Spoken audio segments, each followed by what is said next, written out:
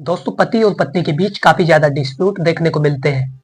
Husband और wife के dispute इतने ज्यादा है जिनसे कोर्ट भरी पड़ी है। आपने भी देखा होगा, छोटी छोटी बातों पर यदि उनके बीच लड़ाई झगड़ा होता है तो पत्नी चली जाती है सीधा पुलिस स्टेशन में। पुलिस स्टेशन में जाने के बाद वो तहरीर दर्ज करा देती है अपने पति के अगेंस्ट, अपने हस्बैंड के अगेंस्ट, और जो ससुराल वाले अन्य लोग होते हैं, सास ससुर देवर ननंद, कोई भी व्यक्ति हो, सभी के विरुद्ध वो एफआईआर दर्ज करा देती है, चाहे वो उसमें शामिल हो या ना हो। तो ऐसा ही समझा जाता है जो 498 की एफआईआर होती है उनमें से 70% एफआईआर झूठी होती है। तो इन्हीं सभी बातों को देखते हुए honourable high court, honourable supreme court नए नए जजमेंट देता है जिससे कि इस कानून का दुरुपयोग ना उठाया जा सके। क्योंकि जो 498 है वो इसलिए बनाया गया है कि जो महिलाएं वास्तविकता में पीड़िता है, जिनके साथ ऐसी घटनाएं होती है और जो उनके साथ ऐसी घटना करता है उसके लिए दंड का प्रावधान किया जा सके। इसलिए नहीं कि वो छोटी छोटी बातों को पुलिस स्टेशन में जाने लगे और कोर्ट को ऐसे केसों से भर दे। दोस्तों, 1 जुलाई 2024 से पहले ऐसी कंडीशन थी, यदि पत्नी को किसी भी तरीके से परेशान किया जाता तो वो तुरंत चली जाती थी पुलिस स्टेशन में, चाहे उसे परेशान किया हो या ना किया हो। तो ऐसी कंडीशन के अंदर जब तहरीर दर्ज करा दी जाती थी, लेकिन उसके बाद वो रहने लग जाती थी अपने मायके में, और मायके में रहने के दौरान वो कहती थी कि पति उसको रखना नहीं चाहता, या जो ससुराल वाले उसके साथ मारपीट करते हैं। ऐसी कंडीशन के अंदर जो पति है और ससुराल वाले हैं उन्हीं पर उल्टा एलिगेशन लगा दिया जाता था कि वो उसे नहीं रखना चाहते।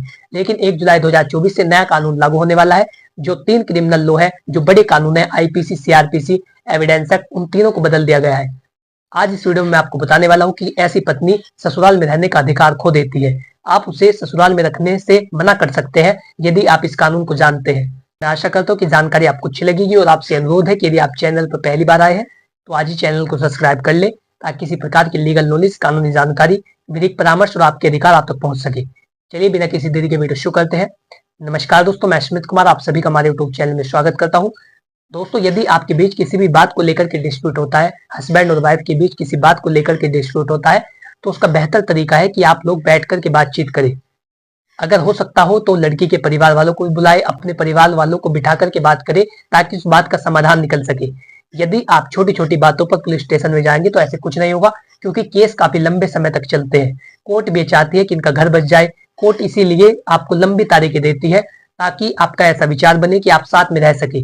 लेकिन यदि कंडीशन ऐसी है कि आपका जो विवाह संबंध है वो नहीं चल सकता, तो फिर तो मजबूरी होती है, फिर कोर्ट के द्वारा निर्णय किया जाता है। लेकिन ऐसी पत्नियों को भी समझना होगा जो अपने पति पर और जो ससुराल वाले लोग हैं उन पर झूठी एफआईआर दर्ज कराती है। देखिए, यदि पत्नी का जो ससुराल है, यानी उसके पति का घर, यदि वो घर सीनियर सिटीजन के नाम है, पति के जो माता पिता है यदि वो घर उनके नाम है, तो ऐसी कंडीशन के अंदर वो उसे घर में आने से मना कर सकते हैं।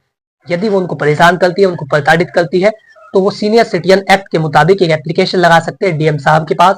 उस एप्लीकेशन में वो बता सकते हैं कि ये हमारे साथ ऐसे हिंसा करती है, हमको परेशान करती है, हमको ताने मारती है, और हम नहीं चाहते, ये बहुत मुश्किल से यहाँ से गई है, अपनी मर्जी से गई है, और इसने हम पर झूठी एफआईआर दर्ज करा रखी है, तो हम नहीं चाहते कि ये हमारे घर में आए और हमारे घर में क्लेश को बढ़ाए। ऐसी कंडीशन के अंदर जो पत्नी होती है उसको घर से बेदखल कर दिया जाता है और उसे घर में ना आने के आदेश दिए जाते हैं।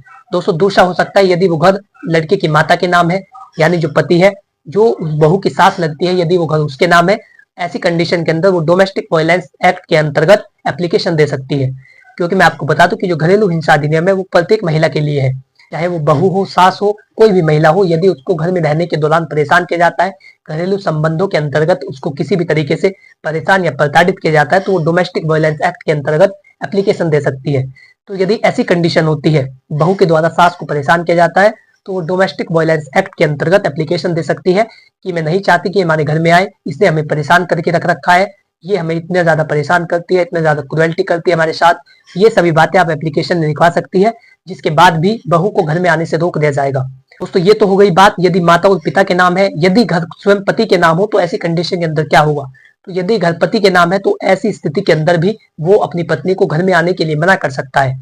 पति को अपने नजदीकी पुलिस स्टेशन में एक एफआईआर देनी होगी, जिसमें उसे बताना होगा कि किस तरीके से वो उसे परेशान करती है, कितनी तारीख को उसने परेशान किया था, सारी चीजें उसमें मेंशन करनी होती है। यदि आपके पास ऐसे साक्ष्य है, ऐसे एविडेंस है जिनसे साबित होता हो कि वो आपके साथ क्रुएल्टी करती है, वो कहती है कि तुम अपने माता पिता को यहाँ पर नहीं रखो, या मैं खाना नहीं बनाऊंगी, तो ये सारी चीजें जो है क्रुएल्टी के अंतर्गत आती है, या संबंध बनाने से मना करती है। तो यदि कोई भी आपकी ऐसी स्थिति हो तो आपको अपने नजदीकी पुलिस स्टेशन में एफआईआर देनी होगी। तो आपको अपने नजदीकी पुलिस स्टेशन में तहरीर लिखवानी होगी, जिसमें आप बता सकते हैं कि किस तरीके से आपको परेशान किया जा रहा है। उसके लिए आपके पास जो भी एविडेंस हो आपको वहां पर देने हैं, और हो सकता हो तो अपने आसपास के लोगों की गवाही करा दीजिए, 1-2 की गवाही, और यदि आपके माता पिता ने बहू के अगेंस्ट में पहले से कोई एफआईआर करा रखी है तो उसकी कॉपी भी आपको अपने एप्लीकेशन के साथ लगा देनी है। इससे जो आपकी एप्लीकेशन है वो मजबूत होती है कि बहू ने आपके जो माता पिता है उनको भी परेशान किया है और इनकी एप्लीकेशन ये रही जो मैंने इसके साथ संलग्न कर दी है। ऐसी कंडीशन के अंदर आप ऐसी बहू को ससुराल में आने से रोक सकते हैं।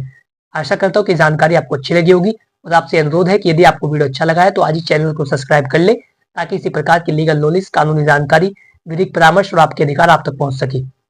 यदि आपका इससे रिलेटेड कोई सवाल हो तो आप कमेंट बॉक्स में लिख करके पूछ सकते हैं, मैं जल्दी उसका उत्तर दूंगा। और इसके साथ ही यदि आप कोई विधिक परामर्श लेना चाहते हैं, कोई कानूनी जानकारी लेना चाहते हैं, कोई आपकी लीगल प्रॉब्लम है तो डिस्क्रिप्शन बॉक्स में दिए गए मोबाइल नंबर पर अपनी प्रॉब्लम का व्हाट्सअप करें, जल्दी आपको उसका उत्तर दिया जाएगा। Thanks for watching this video. अपना कीमती समय देने के लिए धन्यवाद।